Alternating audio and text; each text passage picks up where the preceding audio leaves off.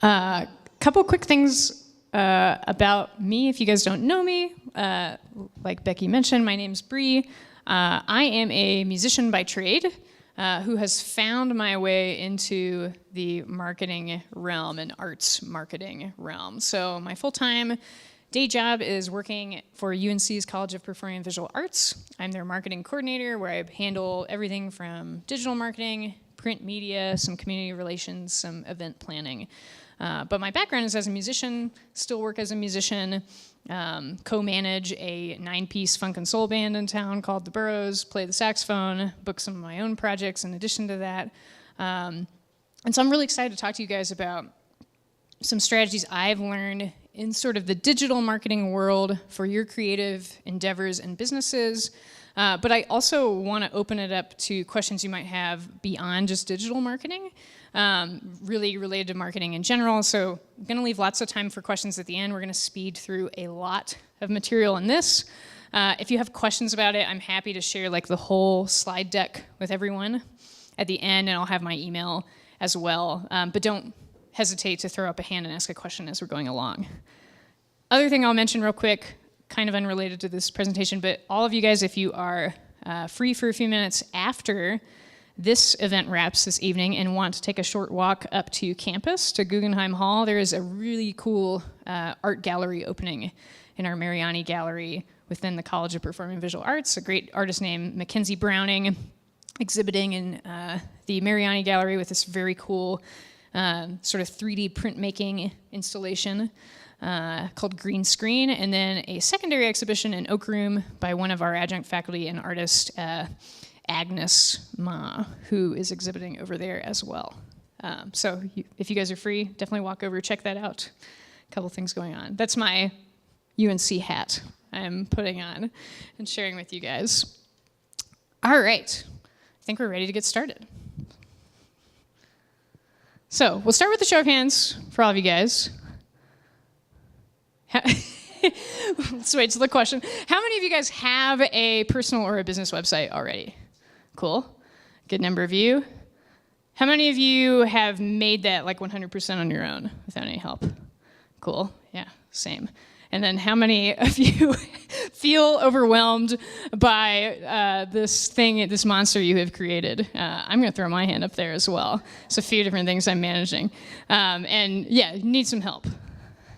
So maybe this is you. This dog in the fire meme, something feels like it's catching on fire, it's not quite under control, and you're like, this is fine. Hopefully we're going to equip you with some strategies to feel a little bit less like this. So if you're sort of struggling with what to do with your digital marketing materials, I would suggest kind of as a first step, sit down, ideally like away from a screen, away from the computer, and do sort of a couple hours or however much time you have, assessment and brainstorm. So number one, do you have a website? If you do have a website, do you actually know how to edit it? Sometimes we get other contractors to create stuff for us and then we don't feel well equipped to continue editing it. Or do you have the resources to hire help? Do you have a way to track and measure how your site's actually affecting your business, how many visitors are coming? If you search for your business or your name or your project on the web, is the information correct? Is it up to date? Do you see what you want your customers to see first in that listing?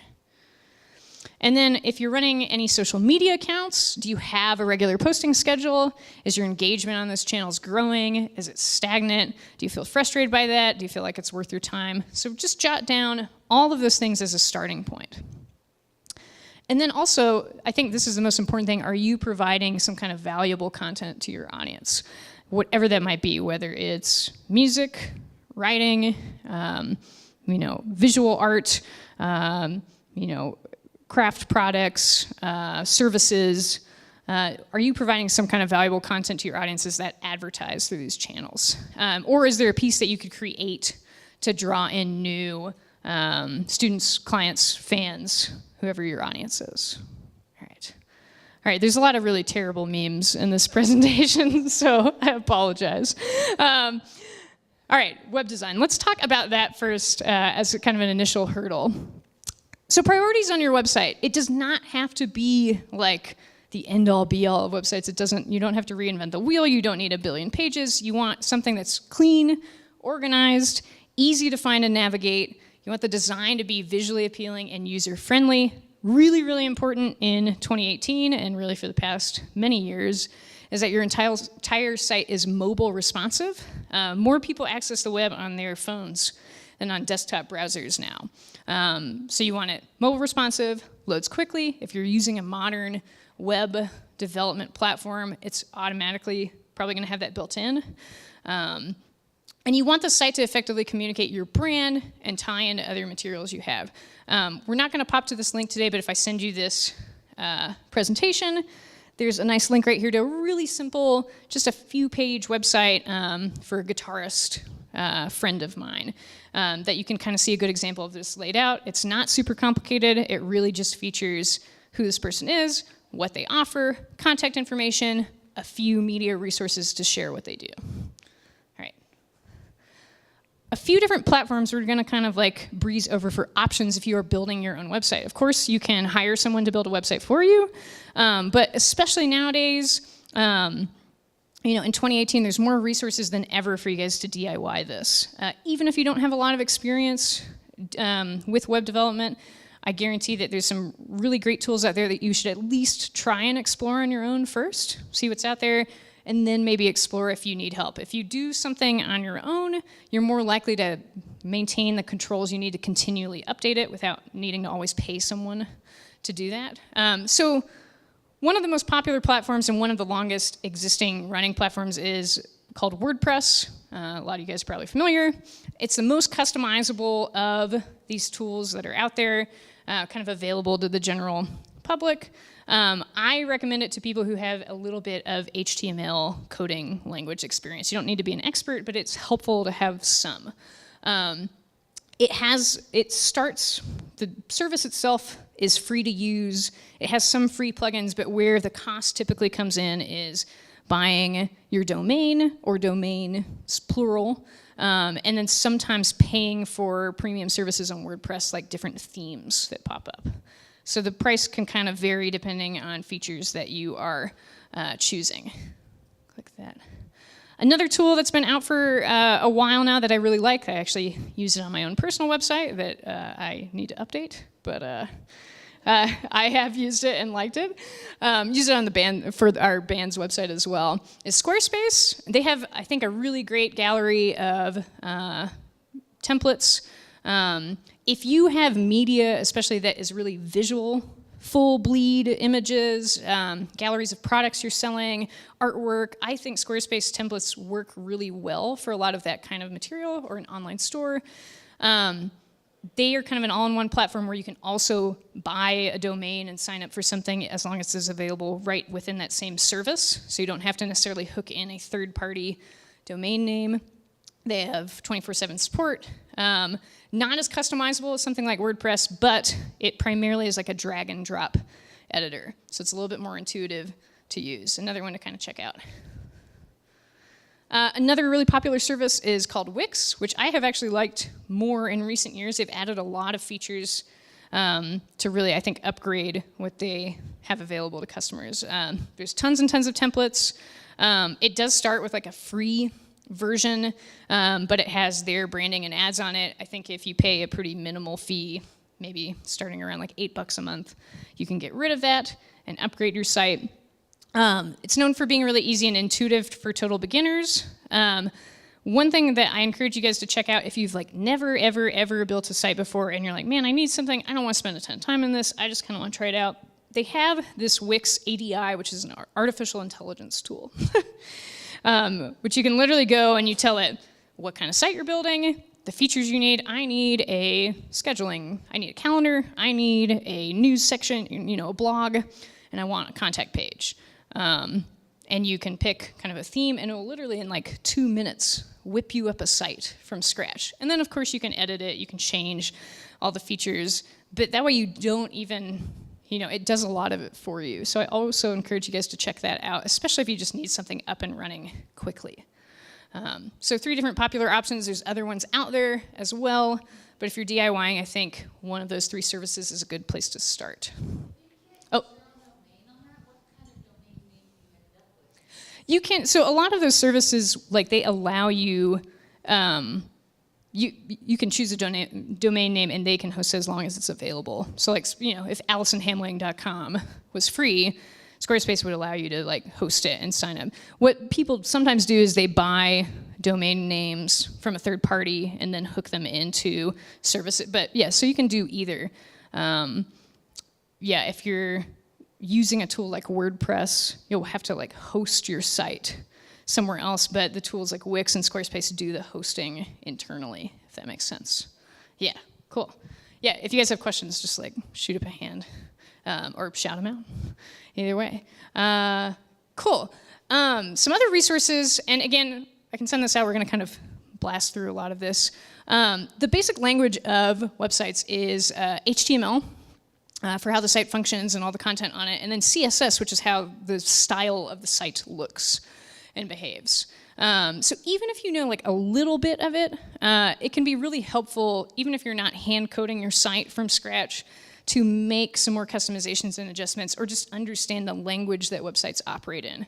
I honestly have like taught myself all the HTML I know from Code Academy, which is a really great free resource. They have these free HTML course. It's like pretty fun. It's sort of gamified a little bit too. And they have other coding languages as well. So I really encourage you, don't be intimidated. Don't be like scared by HTML. It's just like learning a foreign language more than it is like learning how to engineer something or learning something really technical and mathematical. It really is just language, and I think anyone can dip their toes in and start learning. And I also have linked there an HTML cheat sheet as well for some different common tags that we'll talk about a little bit later. All right. So in summary, start by using some sort of drag and drop builder like Squarespace or Wix. You can even choose a really basic template that's like just one scrolling homepage. Maybe you don't need multi-levels of pages and navigation. You maybe just need like essentially a virtual business card that exists on the web and it's searchable so people can reach you. You can level up by looking into some premium options on one of these website builders, or adding some customization, or adding some different applications you're tying in. And then if you want to get fancy pants, learn some basic coding skills, maybe look into building a custom site with WordPress. You could even hire a designer to do that sort of thing. But lots of different levels that you can get something set up and running pretty quickly. So bottom line is choose something that for you is feasible to manage and maintain. Whatever that is. The best, most fancy, tricked out site in the world is not helpful to you if you don't know how to update it and maintain it, and if it's not meeting your goals as an artist or a business. Yeah. All right, so let's dive in a little bit to search engine optimization with this old meme from Office Space. All right, search engine optimization. I feel like now every ad you hear for website builders or like anything on a podcast that's talking about the web mentions SEO as a buzzword, way more than used to be the case 5 or 10 years ago.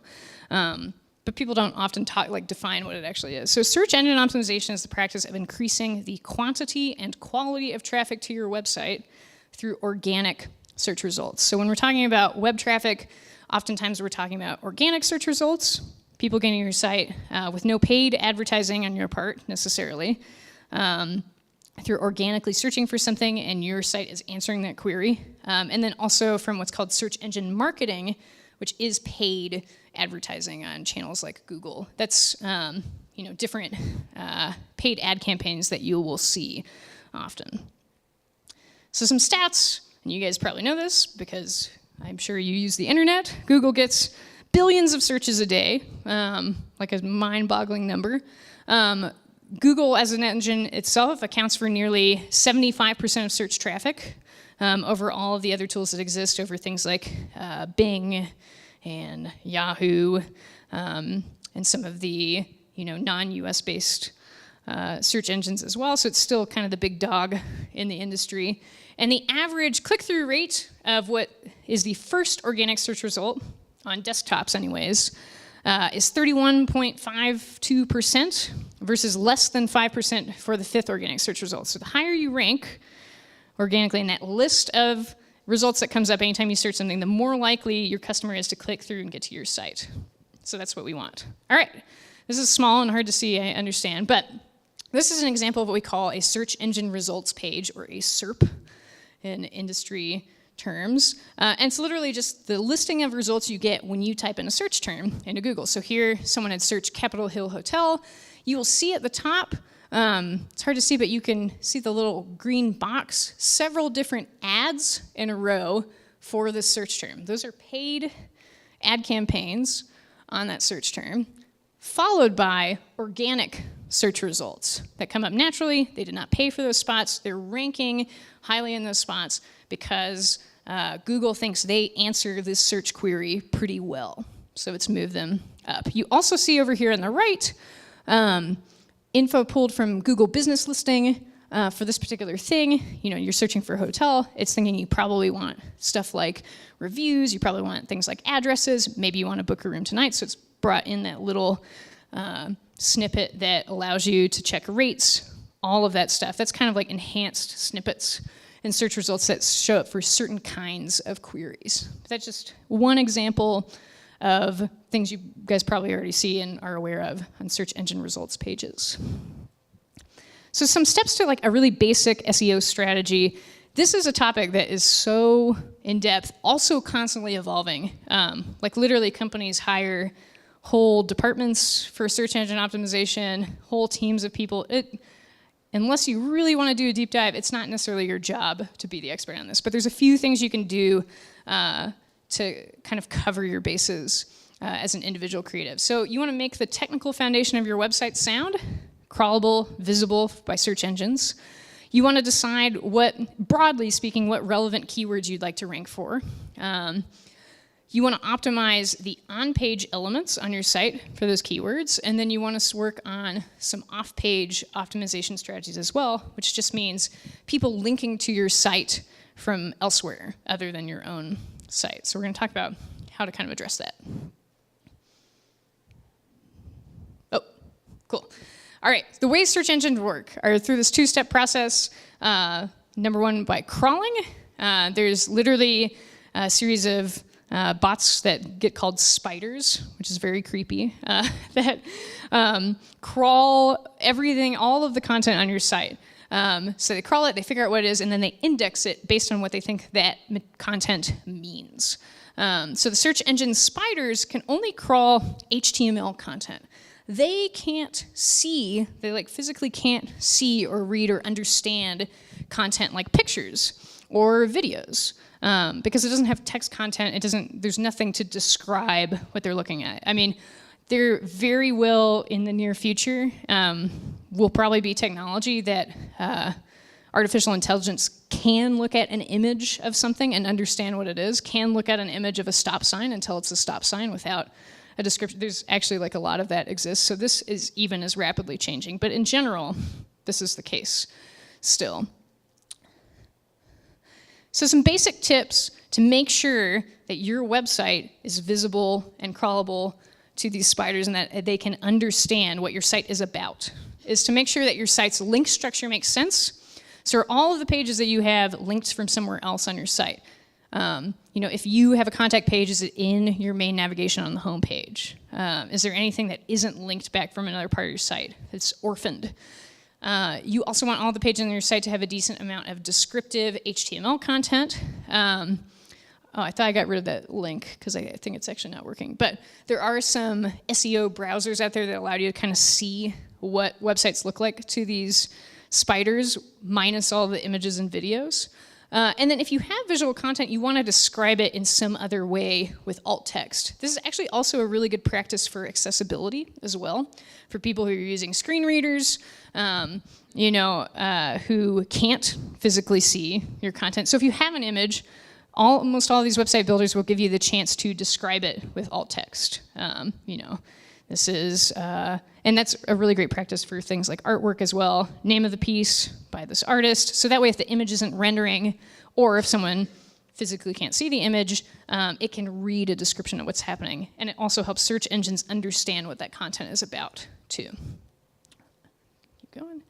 All right, really briefly about keywords, and this is another thing that's kind of evolving as the search engine technology evolves. But in general, when we talk about keywords, there's this concept of what they call here the search demand curve, which has the fat head and the long tail, which are really funny ways to refer to this. But in general, a fat head keyword gets a high volume of searches, but is really, really general and broad. So if someone searched music or live music, that's a really fat head keyword. It's like not very specific. It might get searched a lot, but the competition for that particular keyword is going to be really high, because it is so broad. But the long tail is where actually 70% of searches occur. And so these are individual keywords that the volume for each particular term is not as high, but that also means that the competition is lower and the opportunity for you is higher as an individual artist. A lot of times what a long tail keyword looks like for you is something that's locally specific, includes your name or your business name, includes your discipline. So that might look more like live country music concerts in Greeley. Or that all together is still a keyword. A keyword can be made of multiple terms kind of all together. Keep going. So, yeah. So would that mean, like, for our websites, for an artist, instead of just putting artwork or painter, specify, like, what kind of printmaking we do, or, specify whether you do murals, and you want that on your homepage then, like some kind of descriptor, instead of just having, like, your logo or whatever, so that when the spiders crawl that, they'll immediately see it. Exactly. And almost always the best long tail keywords for you as an individual artist or creative or business owner are literally just going to be being descriptive about like your business name and your discipline. As simple as like, Briana Harris music, Briana Harris saxophone lessons, or whatever service I'm offering, rather than just generally music performance and lessons, because targeting that stuff is going to help. Like, you always want to rank for your own name, right? Or your own business name. It's not all that helpful if you rank, if you're trying to go after like ceramics as a whole, because that's not going to help target a customer who's like local to where you are, who's interested in the work you're doing, who's available to come spend money on it, or interact with you. So so to find those long tail keywords, I would suggest kind of brainstorming away from your computer. Think about, number one, who is your ideal customer? And what is it they might be searching for in order to find your business? So are they looking for a particular service? And then really for probably most of you, unless you run a business that truly is like national or global and is completely remote, there's going to be a lot of locally relevant things that make sense. Offering, Garage Creative Co-op, offering artist workspaces in Greeley, Colorado. That kind of content. Almost always keywords that like serve your customer are going to be good for SEO too. There aren't, especially now, that many tricks that are like, well, if I just tweak this, if I stuff all the, this magic word all over my site, I'm going to get mad business. It's like, if you make your site user-friendly and clear to your ideal customer, it's also going to be helpful for search engines. Does that kind of make sense? Yeah, so I'd spend time like thinking about, who's looking for you, what search terms might they punch in to be able to find you, or if you have existing customers, just ask them too, like how did you find me, what were you looking for when you came across my particular business, and especially think about those locally relevant things, your market, Greeley, Northern Colorado, Colorado, Western United States, whatever it is that you do and what's relevant for you. All right, now we're going to use those keywords. So our on-page optimization checklist, if possible, this isn't always possible, but you want some of your keywords to be in your URL. Now, probably what makes the most sense is like your name or your business name to be in your URL. Don't stress over like, well, I need to put, mosaic art somewhere in my domain name. That's not always possible. But all the different pages on your site, just make sure they're structured in a way that's descriptive and user-friendly. I've made up a site about dogs here.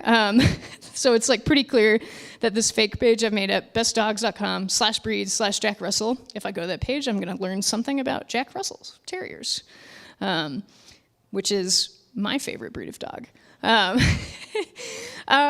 This wisdom kind of has varied in recent years, but in general, dashes are still the best way to separate multiple words and URLs. Search engines have gotten a lot smarter that it doesn't matter as much anymore. Title tags. The title tag is what shows up in the blue listing, the blue link on Google on the search engine results page. And that's the first thing that a searcher sees. So you want this to be descriptive and user-friendly. I see a lot of times people will set up sites and they don't take time to customize these. And so if you were searching your page and it pops up and you're like, well, I see my page, there's the URL, but like this title looks really weird, or like it's not exactly what I want it to say, make sure you've spent time customizing this. And so maybe that looks like Briana Harris, saxophone, performance, and music education, or whatever it is I decide to target my page for in that title tag. And the second part is the meta description. This also is changing somewhat, but this is what you see as the little descriptive blurb under that title tag in your search engine results page. So you can kind of think of this as more ad copy for what you're writing. Again, you want it to be descriptive, user-friendly. I might write a short blurb that says, Briana Harris is a saxophonist and music educator living and working in northern Colorado, or offering X, Y, and Z services. Just a short blurb that's going to show up and inform the searcher what it is you do. All right. Continuing, Is your title tag the same thing as your web address? No, so the web address is your URL, it's like your domain name that you own.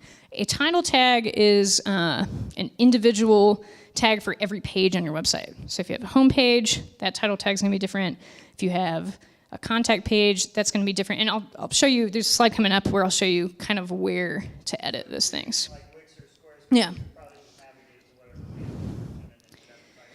Yeah, and it's typically going to be in your settings. Some tools actually also prompt you to enter that. But yeah, it's going to, like, for each page, it will prompt you as, like, title, or sometimes title tag, yeah. Continuing, another thing that is important is there's different header styles on each page, but your H1 header is usually like your largest one you have available to you.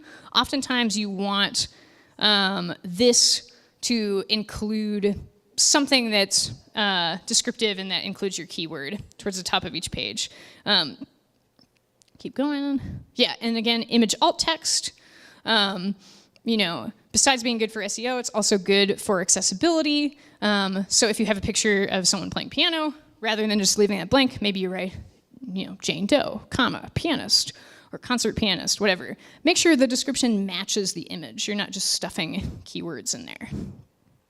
All right, where do you find this stuff? This sounds like total nonsense, especially if you aren't actually editing the source code of your website with HTML. So most website builders have a page title or title field on every page. That's what we were just talking about. If you go to your settings option on each page, it will prompt you with that. And they also have a description field. That's the meta description. Most builders nowadays are good enough and user-friendly enough that they prompt you for a lot of this. Just don't skip it. Take the time to do this. So if you have a page that is your media gallery, where you're featuring all your artwork, maybe you put, Armando Silva,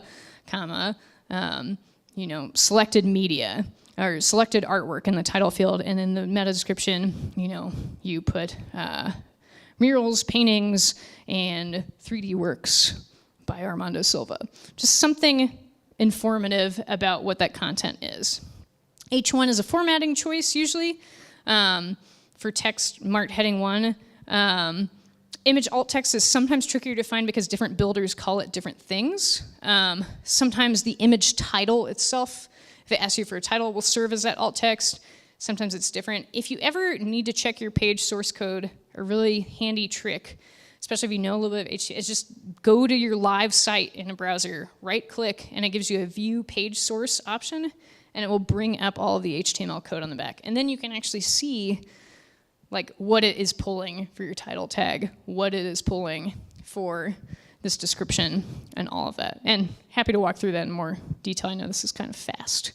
So, all right. Really quick, some off-page optimization, or what they call in the industry link juice, which I think is a little gross.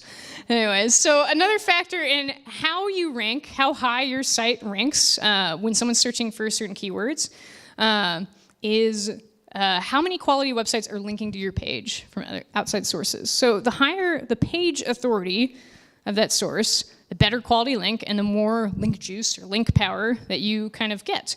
For example, if the New York Times links to your site, that's way more link juice points than if someone's, super terrible Flash website, links to you.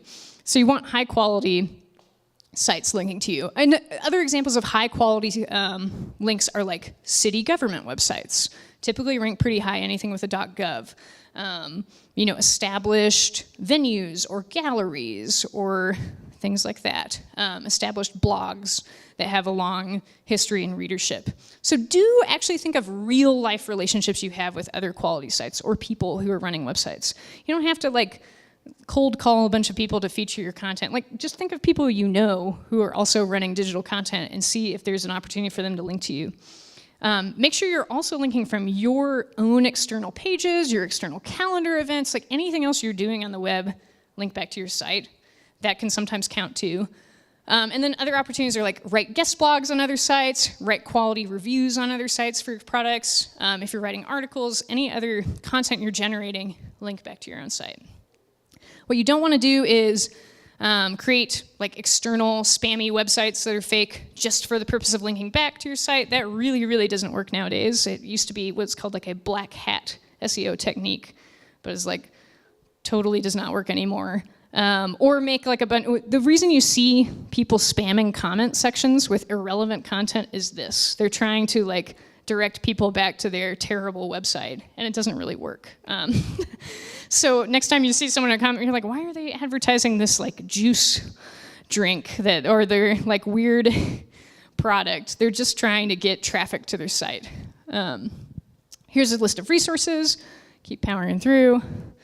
So in summary, you want to start with just a really clean, functional, crawlable website. Just take the time as your website's prompting you to build it to create a unique title tag, meta description, and heading on each one of your pages. You can level up by doing some actual keyword research. There's a few different tools out there, and optimize each of your website's pages for those keywords. So maybe that's Armando Silva, artwork, and then the other page is contact Armando Silva, and then another page is Armando Silva live performances. Sorry, I'm picking on you because you're just sitting in the front row. I'll pick on someone else next. And then, if you want to get really fancy, you can develop some off-page SEO strategies to start building links back to your site with real-life people and relationships you have. But the bottom line is that working on your site, serving your user and your ideal customer is almost always going to serve SEO as well. You can go super in-depth into this topic, and there's a lot of great resources out there. But if you don't want to go that deep, there's some basics you can check off that are really going to help you, put you ahead of a lot of other people who are building DIY websites. All right, we're going to keep moving. Social media, woohoo! I feel especially in 2018, in light of recent changes, this is a pain in everyone's rear. Raise your hand if you, you're yeah, I'm over it. But let's talk about it, because it's still a really useful tool and one that we can use to leverage our businesses. So some different platforms you guys are familiar with, a lot of these, and their demographics, kind of their audiences. We probably are sort of aware of this. So Facebook's still the most popular. These figures have probably changed a little bit since I last did this presentation, but accessed by 79% of American internet users. Skews towards sort of ages 25 to 54, younger-ish to middle-aged professionals, but is a pretty broad audience. Twitter, popular for celebrities, obviously politics, news. Men and women ages 18 to 49. Instagram, probably one of the fastest growing platforms, used by something like 32% of American internet users, used by mobile device users, because that's how you operate the platform. Popular for visual content, bloggers, skews towards women a little bit more heavily. LinkedIn is kind of the best for networking and also business to business. I don't see, you guys can tell me if this is not the case, but I don't see individual artists using it quite as much, but maybe you have a LinkedIn success story. Snapchat skews pretty young, but another really popular channel. YouTube reaches a lot of different people, 18 to 49 years old, huge video platform, also becoming a huge music platform, all sorts of stuff. Reaches more people in that age bracket than any cable network, so. All right, a couple rules for social media management as ground rules. Don't start an account that you can't properly care for just because someone has told you you need a Facebook or an Instagram. If it's like a dog, if you can't care for it, you probably shouldn't get one. And then also make sure you're posting individualized content to each platform rather than automatically pushing content from one place to another. I know that's really tempting to do. That doesn't mean you can't duplicate content across platforms, but it's going to perform the best if you customize it some for each channel. Also worth considering, because people ask me this a lot, they're like, hey, well, I run, a piano lesson studio, or, I'm getting this like kind of local artist collective off the ground, or I, have this group of clients that I'd like an outlet for them to communicate digitally. Does your social media account need to actually be a public channel? Because there's a lot of opportunities to have private forums or a networking space. So something like a closed group may actually serve that need better if it isn't something you need to market and grow your business and get new clients and eyeballs on the site necessarily. So worth thinking about as well. Yeah. So you say if you have like Instagram and Facebook and then a website, would you say it's better instead of having a blog on your website to run like your everyday stuff through Facebook and Instagram, like work in progress stuff, or hey, I'm doing this today, or little 30-second videos, and then keep your website more for professional?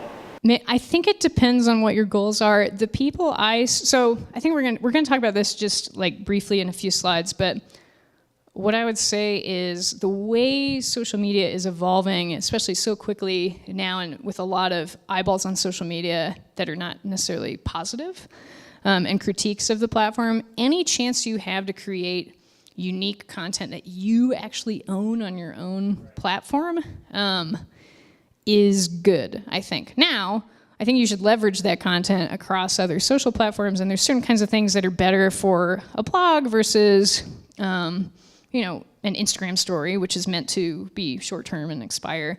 The people I see using all that stuff cohesively together really well use it all, but they put slightly different kinds of content on each site. I will say it's like really hard to get people to read blogs regularly in 2018 versus like 2009, which is sort of like the heyday of blogs in some ways. Like people they aren't checking into like RSS feeds and all that anymore.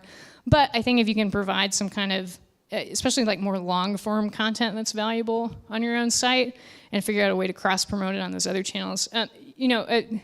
I just bought a house this year, and so like I started to follow some of these different design blogs, and one group I think does this really well is this channel called Young House Love. They're these like DIY home bloggers, but they run a blog. They've been running a blog forever. They recently started running a podcast in the past couple of years. It's really interesting. Then they also have a pretty active Instagram where they're sharing sort of those more like daily updates, but then they'll put longer form projects on their blog, and then they'll also send an email newsletter that has additional content they don't put on their other channels. So they sort of spread their content between all these different places, and I think it all is valuable in its own way. So you can almost use your blog more as like a news platform, and then your everyday stuff that might be better for Instagram or Facebook, where you're just kind of more casual. Yeah, and I think so I think you just have to play with it and figure out what performs the best. And who's your audience? Yeah, exactly. So. A lot of it is like experimentation too, with all of that. So we'll talk about that more in a minute, but that's a really good question. All right. So getting started on Facebook or Instagram, I just kind of specifically picked these because I think they're the most popular, but there's other strategies for other channels. So you want to craft these pages or profiles with the same care that you would the homepage on your website. Take this time to fill out all the relevant fields, have a quality, high-res profile picture, all of that stuff. And then do the work, the boring work we all kind of hate of manually inviting people that you know in real life to like your page or your profile. Friends, family, clients, whatever. Focus on people at first who are local, and for who the content will be relevant. Having a small, enthusiastic audience to start is better than a broad and disengaged audience. And then plan a basic posting strategy and schedule. So how often is that going to be? What times of the day of the week will you post? What kind of content's most relevant to your audience? A lot of people, they want like a magic bullet of like, well, what's the best day of the week to post on Facebook? What time should I be doing this? I don't have like a straightforward answer for that. And it also depends on your individual bandwidth to keep up with that. So if it only makes sense for you to be doing this 3 times a week, that's fine. Start there. Just have something that you can lay out with some regularity.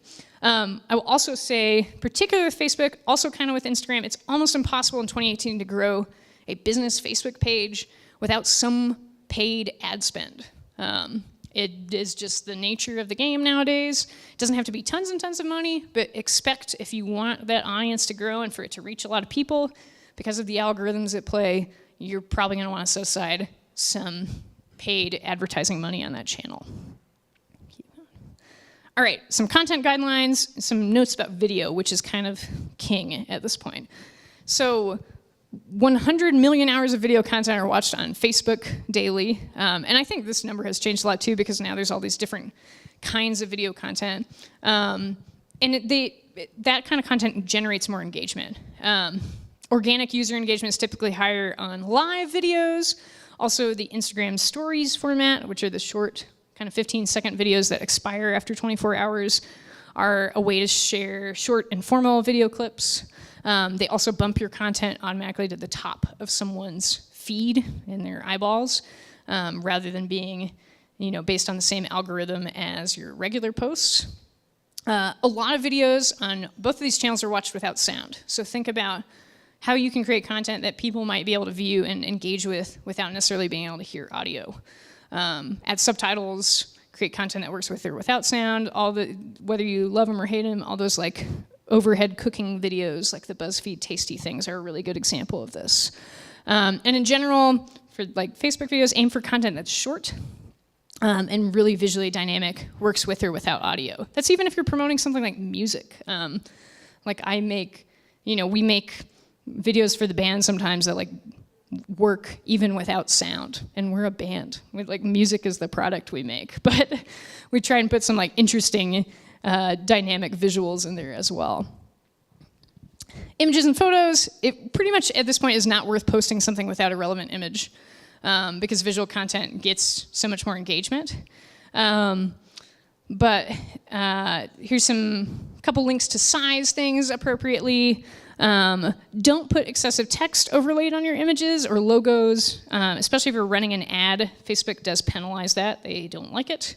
Or use low res or poorly cropped images. So make sure you're taking the time to properly size something. If it's not rendering how you like, take it out of the platform and try and edit it again. So my recommendation. A lot of different post ideas. I'm sure you guys have great ideas and are currently exercising great ideas for this as well.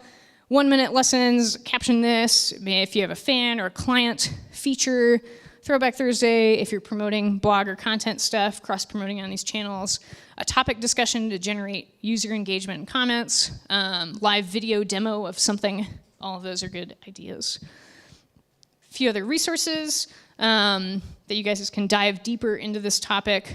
We'll keep moving forward. So in summary, start with one platform. If you don't have any, start just with one. Don't feel like you have to do all of them. That best fits your audience. If you do visual media, maybe Instagram makes the most sense. If you are trying to open a local physical store business, maybe you want a Facebook business profile. Level up by scheduling out a series of posts in advance, having a regular schedule, customizing stuff to engage your audience with comments, sharing, all of that. And then fancy, you can start a paid advertising campaign for a specific goal. track your success. We aren't really diving super deep into that, but if you guys have more questions about it, I'm happy to talk at the end. I, in general, do think that social advertising is one of the best kind of bang for your buck platforms available to you as an individual artist or small business.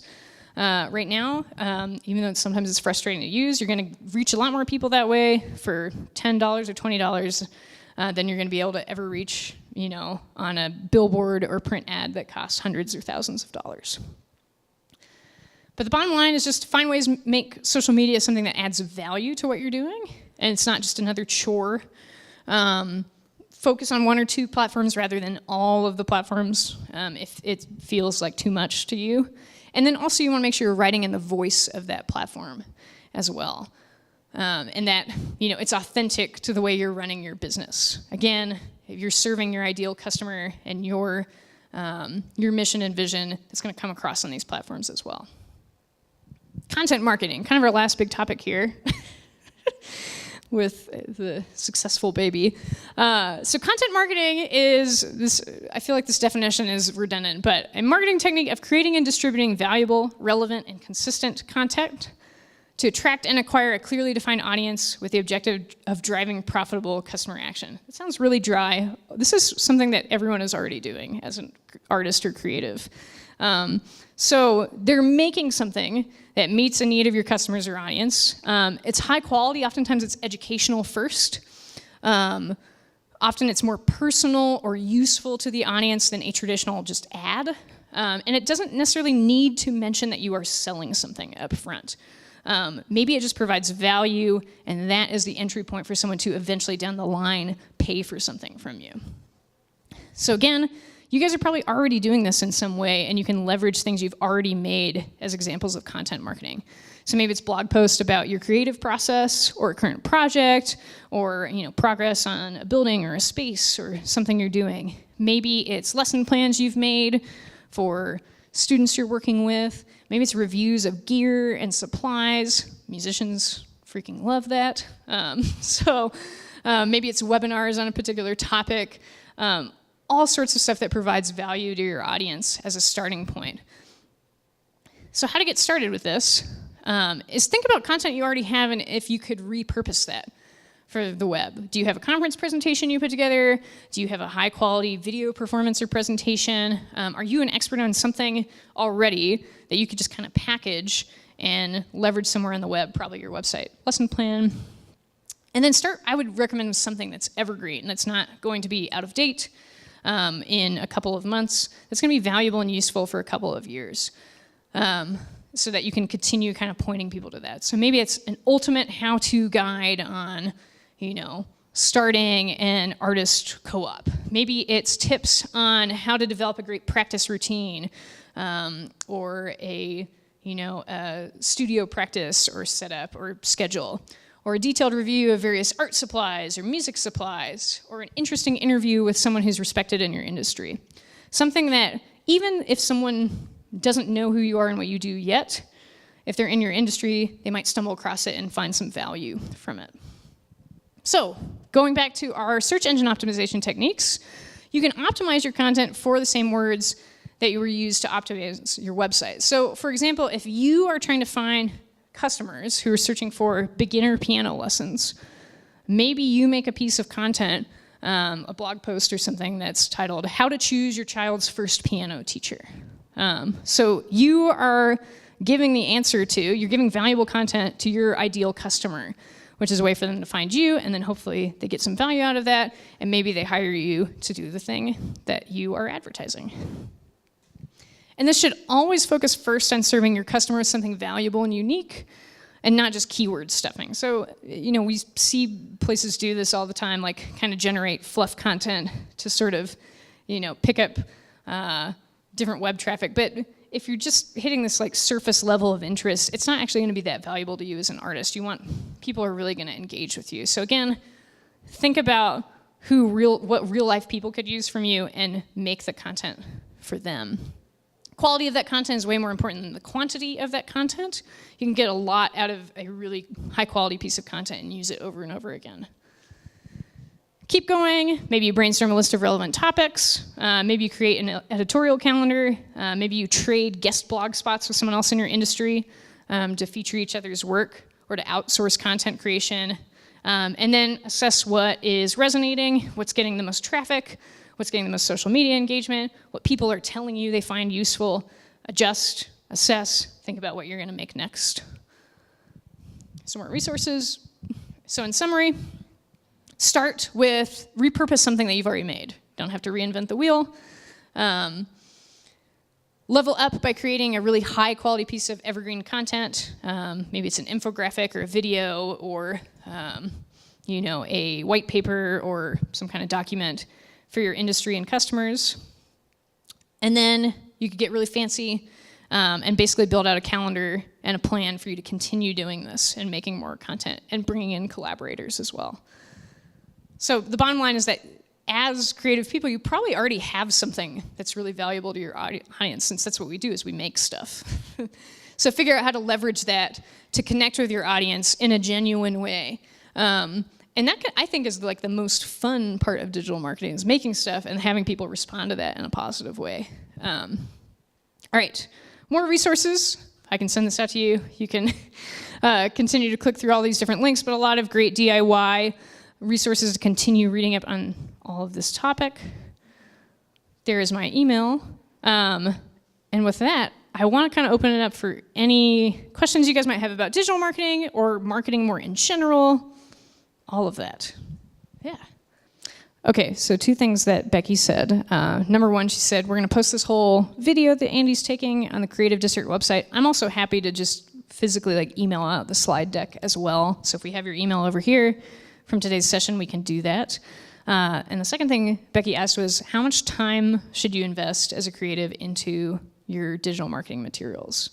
I think that's tricky. I think enough that you have your basics covered. There are some examples, I think, of creatives out there who really don't have a lot of materials out on the web, and they do fine. It kind of depends on what your product or service is. Maybe it's really locally based. Maybe it's, a art or craft object, and you've already built a large audience for it, that you're interacting with in person, and it's covering all your bases. But I think your website, anyways, you can think of as a digital business card. You need some basics. You don't need everything you've ever done there. You don't need every calendar event that's ever coming up, but you want a general overview of who you are, what you do, and how people can get in touch with you so they can hire you for things in the future. Maybe that looks like, you really can get some functional websites up and running in a week, or even an afternoon, just to start with. And then maybe as maintenance, budget a couple hours a month to keep that stuff up to date. For social media, that can range also, you can spend, 30 minutes a week scheduling out a bunch of things. You can spend way more time than that running a bunch of ad campaigns, following up, assessing the data that comes in. So I think it depends on what your goals are. Are you getting as many customers as you need to make your business viable? Are you meeting your personal goals about where you are in your career? But you can start with, I think, a smaller investment than you might think to get some basics up and running. They're going to be helpful. Yeah. Yes. Yeah. So the question was, do podcasts fall in this role around? I think podcasts are a perfect example of content marketing, actually.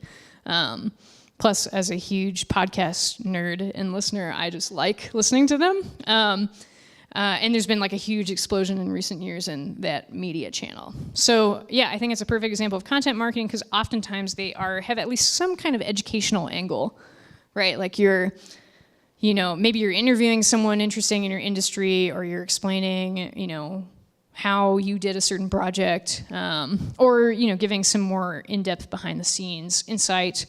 But yeah, I think that is you don't have to have a podcast. If you're I don't know how to do that, and I have no desire to run a podcast, don't feel like you have to go out and start one. But if it's something you're interested in, I think it can be a really valuable piece in your portfolio of digital marketing materials. So yeah. So the question is, feeling on multiple Instagram accounts. Maybe you have one channel that you are expressing more of your personal thoughts, feelings, beliefs. Maybe it's run more as like a personal account. And then maybe you have a secondary channel that is more your artist professional profile. Is that sort of what your question is getting at? Yeah. I think that's up to you and the amount of bandwidth you have to run multiple channels. I will say, as someone who like runs multiple channels for my day job, kind of co-manages multiple channels for my band, and then also has personal channels, like it's a lot. I don't often feel like I'm just nailing it like across the board, because it's just social media seems like this light, fun thing, but it takes time to do strategically and to do well. The other thing I'll add too, it depends on what your business is. So maybe I say this with like a word of caution, but I don't necessarily think it's always a bad thing to like express who you really are in your business, politically or socially or culturally.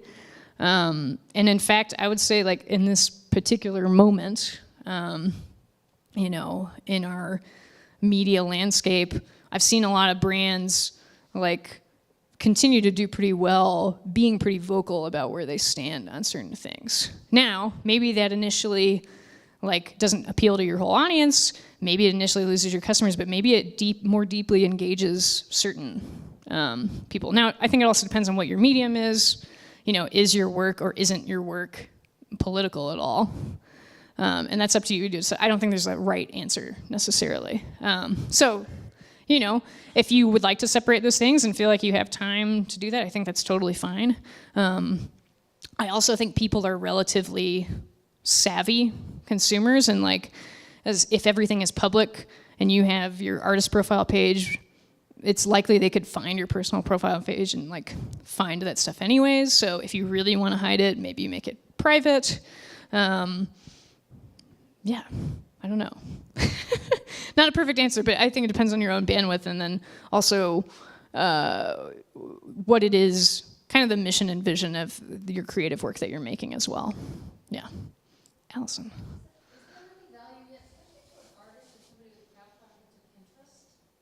Yeah, so the question was about value of Pinterest. I think so, for sure. I think that's a channel that still gets used a lot, if not talked about as much.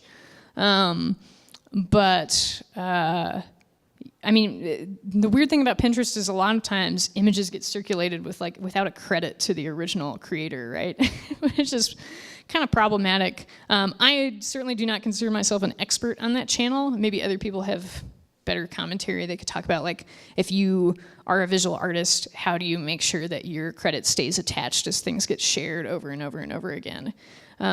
But I see brands use it well. There's definitely like paid advertising that happens on Pinterest as well, particularly for like different e-commerce sites, for things like clothing, fashion. I see tons and tons of like home design stuff on there as well. So if you're a musician, probably not as much. You know, if you're a writer, you know, maybe not really as much. But if you're in a visual medium, if you can figure out a way to make sure that it points back to you as the creator of the work as it continues to get shared, then it could be valuable. Yeah.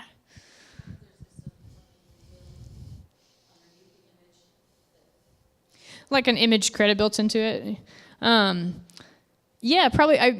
Again, that's not like my personal area of expertise. Like people could always crop it out. Yeah. As an artist, you can put watermarks on most photo editing and Adobe and all that stuff will do watermarks for you automatically. Yeah, so other steps you take to protect your work online as a visual artist probably would apply there as well. So the question is about social media evolving, and is there a way to predict what's going to be the hot new channel of the future? Man, I wish I knew. I would be investing heavily in that right now. But I don't really know the answer to that question. I think, again, it's kind of what we were talking about with, because you're totally right that algorithm changes, places like Facebook, even Instagram, in general as a business profile, I think you're getting like less return for your dollar on engagement. Like it's just reaching less people than it used to 6 months ago, a year ago, 3 years ago. It used to be that you could share like some relatively unstrategic post from a business, and it would get a lot of engagement organically. Nowadays, you almost always have to really get a lot of engagement, either have a really viral, interesting piece of content or boost it with some sort of paid advertising to reach a lot of eyeballs. So again, alongside those things, I mean, we can guess as to what's going to be the next new thing. It may not even be invented yet, but I think the thing that's always going to be helpful is to, number one, hone your craft as much as possible and like make the actual service or good you're offering as unique and valuable as you can. Because the rest of it doesn't matter if you aren't doing that.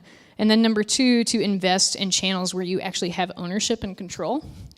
So your own domain, your own website, if you have a blog or some kind of content part of your website, at least have that kind of in your funnel. Another thing as well is like, email actually it's one thing we didn't really talk about at all in this, but like email marketing is not dead at all. In fact, there's like some studies that have shown even like longer form email content in some instances is getting more engagement sometimes. So again, if you're offering something that's valuable and unique, not spamming your customers or your audience every day or every week, but maybe you have like one really valuable, interesting newsletter that goes out once a month. That's something, if you build an email list, that you kind of own on your own, and Facebook and Instagram can't take that away from you. So invest in that channel as well is what I would recommend. Because it's probably gonna be a smaller set of customers or audience, but they're gonna be more deeply engaged in what you're doing, which might be more valuable to your bottom line. Yeah, so Armando commented, anything you can do to be searchable with voice is a technology that is basically already here. And so that's a big thing. We didn't really talk about this a ton, but the future of search engine optimization is going to progress a lot beyond these techniques we talked about. And it's moving from this algorithm-based model to what they call machine learning. And so as search engines from places like Google and other sources get smarter, they are getting better at determining what's called user intent. So the idea of like, if you're searching, lasagna recipe, like it's gonna show you a different kind of content than if you're searching, order lasagna online. That's going to show you restaurants that can deliver to you, versus the other query is going to show you, recipes you can cook at home.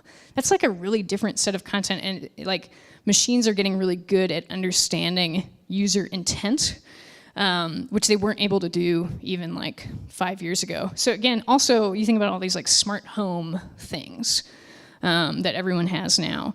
The way they return search queries is totally different than the search engine results page, because they just return one. If you say, hey, hopefully this doesn't set off some creepy machine in here, but if you say, hey Google, find me this, it's just gonna return the one answer that it thinks best matches your query, rather than a listing of 10 blue links that you can get to. So again, how does that affect you as like an individual artist? You're like, I don't know, that seems like way over my head for what I do. You really, I think, just want to take the steps to optimize all your content, like for your name, your business name. Really focus on local audiences as well. So like make sure, if you own a business, like your address is visible and it's the right address and it's marked correctly on the Google map and all of those things. Your hours are listed. And like someone might search for that via voice. Your contact info is easily, anything that's gonna serve your user and be straightforward and clear is gonna serve those things as well. But that's definitely where it's headed, is that realm for sure, yeah. And then I would also not worry too much about it. I would just engage with the people that are at your store now and make sure that they have a great experience. Mm-hmm. And then if the store gets shut down or whatever, Instagram, Facebook, then you worry about that.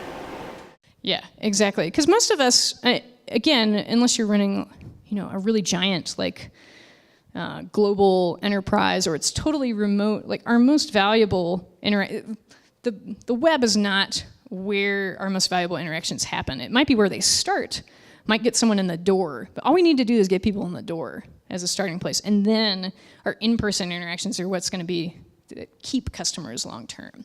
So if you can have accurate and easy to find information digitally, then hopefully it gets people in your door. Pam, just to repeat her question, was mentioning the importance of Google or any other channel reviews, which is huge if you're especially own like a physical storefront, or even if you don't, if you offer a service with clients. So you want to make sure you are spending time monitoring those reviews. If you have a Google My Business listing, that's where you kind of take care of that on that particular channel, but also people can give you Facebook reviews. Obviously, there's also stuff like Yelp, all of that. So you want to make sure you're taking time to monitor that stuff. I think the best practice in general is like if you can respond individually to reviews. Of course, some of it's going to be spam, some of it's going to be people are totally nuts trying to get free stuff. So maybe you don't have a perfect record, but if you can kind of engage with those in a genuine way, I think that's helpful. And at the very least, monitor them and make sure nothing crazy is going on. Because that's huge. That's how people buy anything now. They rely way more on reviews from other customers or from their circle of peers more than a brand's own advertising, for sure. So the question is, what are the ways to target a specific geographical area for advertising on the social advertising platforms on something like Facebook, which also owns Instagram, so you can advertise on both. They actually make it very easy. You can, if you're running an ad campaign, like a paid ad campaign, you can choose the geographic area of your audience. So let's say you're hosting a music concert, and you want to get the word out, but it's only relevant to people in like a 50-mile radius of Greeley. Well, if you have a Facebook event, you can sponsor it, throw $10 behind it to get it visible to more people, but choose it that's only shown to people in that geographic radius. Because Facebook is really creepy. It knows everything about you. It knows where you live. It knows where you ate for lunch, probably. All of that stuff. From an organic standpoint, so not paid advertising, if you're wanting to target a specific geographic area on your website or other materials through SEO, it's just including the name of that area in your keywords. So you could say, offering musical services in the northern Colorado area. Also, things like, if you do offer something like music lessons, maybe you have a Google business listing for whatever your business is, even if it doesn't have a storefront or a physical location. That specifies where that is as well. But that's a way to kind of organically target different regions as well. Include it in the content that's in your bio, in your contact information, all of that sort of thing. Does that kind of make sense? Yeah. All right. I want to make sure we don't go too long, so I think... Oh, Armando has a short one. Yeah, okay, top 2 or 3 pet peeves I see creatives shoot themselves in the foot. I'll try and make this rapid fire. So number 1 is just like websites that like just functionally, they don't work. I see people who have set up like a Flash website 15 years ago and they still have it and it like doesn't work well on mobile, doesn't render properly, or really basic stuff like they don't take the time to fill out just the basic title and description tags. So when their site shows up in search results, it will say, no description available, or like it doesn't give you any information about what it's about. It's a really easy mistake to make, but that's really important. Number 2 would be, I think also like, I see this with musicians a lot, but people who spend more time focused and worried about all this stuff without first really honing their craft. Because again, none of this matters if your product isn't good, or if your product isn't like defined at all. If you don't have a really clear vision of what it is you're offering and who your audience is. And then number 3 would be just like acting in a way on the web that's different or less genuine than how you would act in real life. The people behind the screen are real people. Like, don't try and leverage someone else's audience and platform, for your personal gain if you don't know them. I see people do that all the time, and it's really weird on Instagram. Like someone comment, hey, really love your stuff. Here's my thing too. Like hopping on some bandwagon. Like build those relationships online just like you would in real life. Like get to know someone and what they're doing. If they're willing to be a mentor for you, build that relationship. But don't do anything online that you wouldn't do in real life, which is a good general rule. All right, I think that's it. Happy to answer more questions if you guys come up here, but thanks for listening. Yeah.